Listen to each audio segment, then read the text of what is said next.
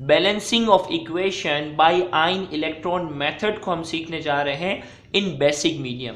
याद रहे इससे पहले जो फर्स्ट ईयर केमिस्ट्री का जो लेक्चर हमने डिस्कस किया था उसमें हमने आयनिक इक्वेशन सीखी थी कि किस तरीके से बैलेंस करते हैं लेकिन एसिडिक मीडियम में। तो एग्जाम में सवाल दो तरीकों से पूछे जाते हैं, एसिड मीडियम में किस तरीके से इक्वेशन को बैलेंस करना है और बेसिक मीडियम में। तो आइए बेसिक मीडियम में हम जो है वो इक्वेशन को बैलेंस करने जाते हैं। तो सबसे पहले हमें यहाँ इक्वेशन गिवन है और लिखा हुआ है कि बेसिक मीडियम में हमें उसे बैलेंस करना है। तो सबसे पहले हम स्टेप 1 की तरफ बढ़ते हैं। तो स्टेप 1 में सबसे पहले आपको मालूम होगा पिछले लेक्चर के मुताबिक कि बेसिक आयन को हमें क्या करना होता है, बैलेंस करना होता है। जैसे ये क्रोमियम है, याद रहे जिस तरीके से एसिडिक मीडियम में हमने कहा था कि हमें वाटर को बैलेंस करते हुए शामिल नहीं करना होता, हाइड्रोजन आयन को बैलेंस करते हुए शामिल नहीं करना होता, इसी तरीके से बेसिक मीडियम में OH आयन को भी शामिल नहीं करना होता। तब एक क्रोमियम जो है वो 3 OH के साथ जुड़ा हुआ है और हमें मालूम है कि एक OH के ऊपर -1 होता है तो 3 के ऊपर होगा -3, और अगर इन 3 के ऊपर -3 होगा तो इस क्रोमियम के ऊपर होगा +3। तो हमने बेसिक ये क्रोमियम आयन लिया है, OH को रहने दिया है, ये एंड में खुद हम बैलेंस स्टेप बाय स्टेप में बैलेंस हो जाएगा। तो क्रोमियम के ऊपर आ गया +3, OH को भी हमने शामिल नहीं किया। इसी तरीके से इस क्रोमियम को हम क्रोमियम ऑक्साइड से बैलेंस करने जा रहे हैं। अगर आप देखें यहां पर भी क्रोमियम 1 है, यहां पे भी 1 है, लिहाजा हमें कोई नंबर से मल्टीप्लाई करने की नीड नहीं है। इसी तरीके से यहां सल्फर ऑक्साइड की अगर हम बात करते हैं तो यहां अगर आप इक्वेशन के दोनों तरफ देखें कि यहां पर भी सल्फर 1 है और यहां पे भी सल्फर 1 है, लिहाजा यहां पे भी हमें कोई नंबर लिखने की जरूरत नहीं है। यह हमारा स्टेप 1 था। जैसा कि हम जानते हैं कि स्टेप 2 में हमें ऑक्सीजन को बैलेंस करना होता है with the help of water. तो वाटर की मदद से हम क्या करेंगे, ऑक्सीजन को बैलेंस करेंगे। तो यहाँ क्रोमियम आयन है, जबकि यहाँ क्रोमियम आयन के साथ 4 ऑक्सीजन है, तो लिहाजा हमें क्या करना होगा कि 4 वाटर के मॉलिक्यूल को हमें यहाँ इसमें शामिल करना होगा ताकि यहाँ ऑक्सीजन बैलेंस हो जाए। 4 वाटर के मॉलिक्यूल इसलिए लिए कि एक वाटर के मॉलिक्यूल में 4 ऑक्सीजन है, जबकि इक्वेशन के उस तरफ भी जो है वो 4 ऑक्सीजन थे।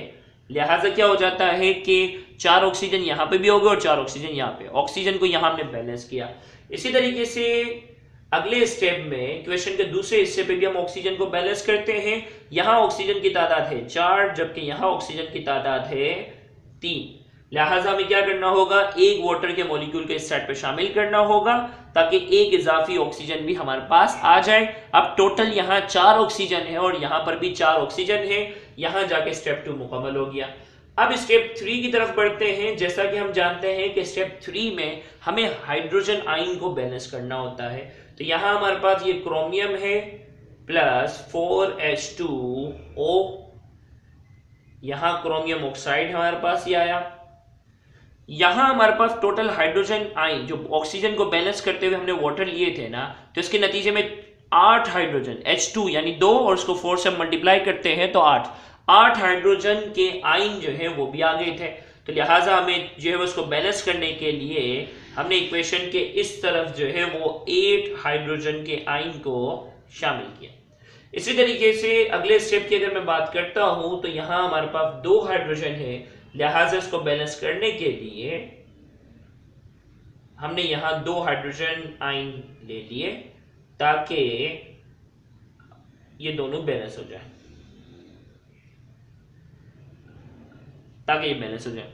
अब इसी तरीके से स्टेप 4 की तरफ हम बढ़ते हैं। स्टेप 4 में हम चार्ज को बैलेंस करेंगे।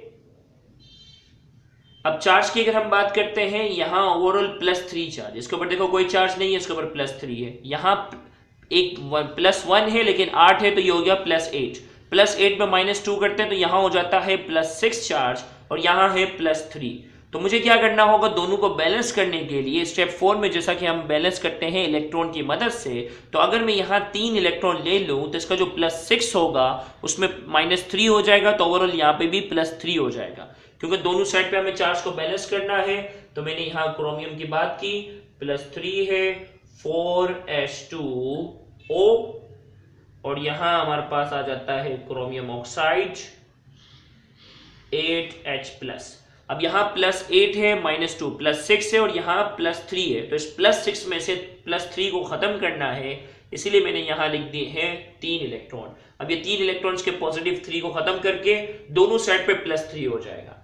इसी तरीके से यहाँ की अगर मैं बात करता हूं तो +2 है और यहाँ -2 है, ओवरऑल यहाँ 0 है। जबकि यहाँ अगर देखा जाए तो यहाँ हमारे पास है -2, यहाँ 0 है तो ओवरऑल -2 है। तो मुझे क्या करना होगा, यहाँ 2 इलेक्ट्रॉन को शामिल करना होगा ताकि दोनों साइड पर -2 चार्ज बैलेंस हो जाए। तो ये हमारे पास हो गया SO4 -2 plus 2H plus 2 electron SO3 -2 plus H2O।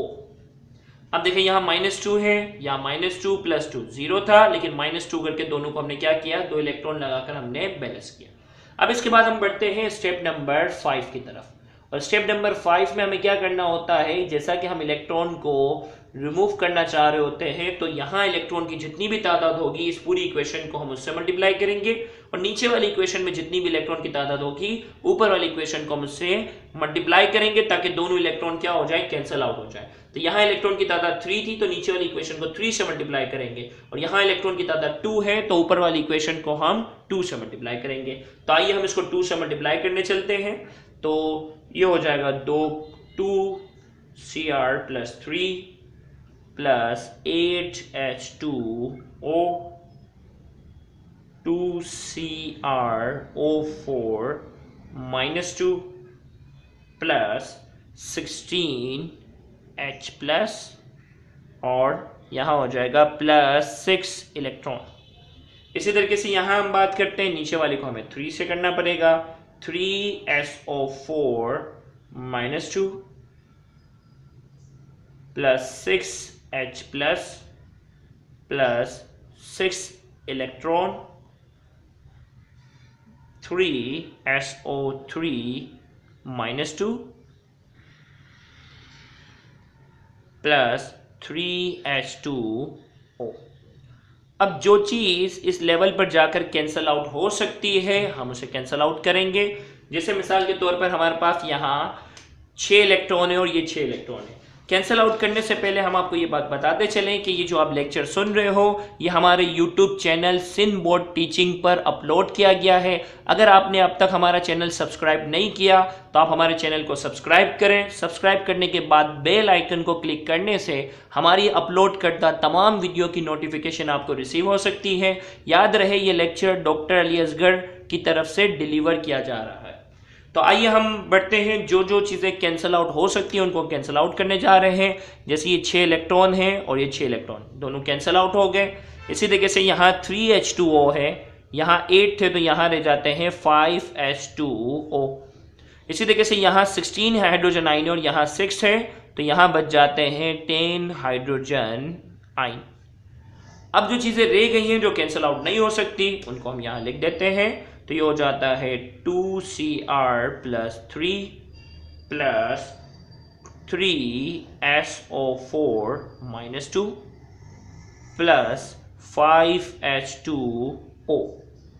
इसी तरीके से 2CrO4 -2 plus 3SO3 -2 plus 10H+।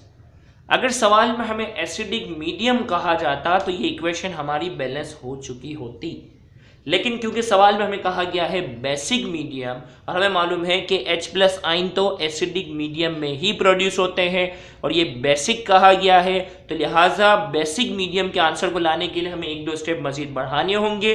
तो इसका एक तरीका यह है कि आप बिल्कुल इसको एसिडिक मेथड के मुताबिक जैसे स्टेप 5 तक सॉल्व कर लिया।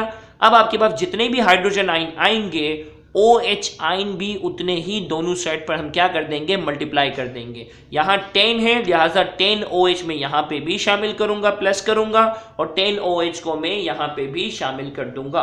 तो लिहाजा ये क्या हो जाएगा, 2 क्रोमियम के 2Cr + 3 हो गया प्लस 3SO4 -2 प्लस 5H2O, और यहाँ 10 हाइड्रोजन थे इसलिए मैंने यहाँ लिखा है 10OH नेगेटिव। इसी तरीके से 2CrO4 -2 प्लस 3SO3 -2। अब अगर 10H+ के साथ 10OH अगर मैं शामिल कर देता हूं तो H+ और OH दोनों मिलकर बनाते हैं वाटर, लिहाजा H+ के अंदर में OH अगर शामिल कर देता हूं तो यहां बन जाएंगे 10 पानी के मॉलिक्यूल 10H2O, क्योंकि 10 हाइड्रोजन आयन पहले से हैं और 10OH को भी अगर मैं इसके साथ ऐड कर देता हूं तो ये 10H2O हो जाएंगे। अब यहां हमारे पास जो चीज़ कैंसिल आउट हो सकती है, हमें इस स्टेप पर इसको कैंसिल आउट करना होगा, तो ये हमारे पास जो है ये कैंसिल आउट हो गया, यहां बच जाते हैं 5H2O।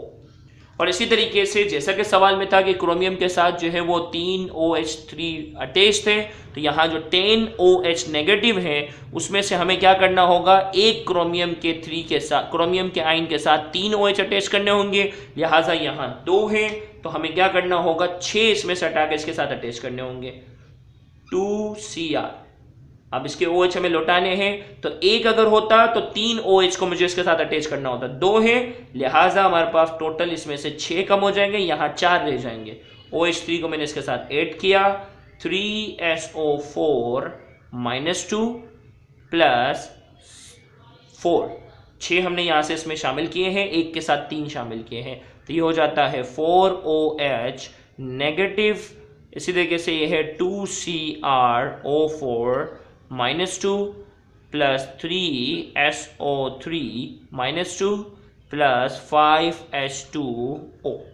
और यहाँ जाके हमारी ये फाइनल इक्वेशन बेसिक मीडियम में जाकर जो है वो हमने इसको बैलेंस कर दिया है। इसमें अगर आप चाहें तो क्रोमियम की तादाद को भी काउंट कर सकते हो, हाइड्रोजन की तादाद को भी काउंट कर सकते हो, ऑक्सीजन की तादाद को भी काउंट कर सकते हो। यहाँ हमारी इक्वेशन जो है वो फाइनली बेसिक मीडियम में जाकर इक्वेशन बैलेंस हो गई है, जिसमें चार्ज, हाइड्रोजन आयन, ऑक्सीजन सारी चीज़ें जो है वो बैलेंस हैं। अगर आपको हमारा ये लेक्चर समझ में आया है तो आप हमारे इस चैनल को सब्सक्राइब कर सकते हो, जो कि सिंध बोर्ड टीचिंग के नाम से है, ताकि नई आने वाली वीडियो की तमाम नोटिफिकेशन आपको रिसीव हो सकें और आप एग्ज़ाम में अच्छे नंबर ला सकें। Thank you very much.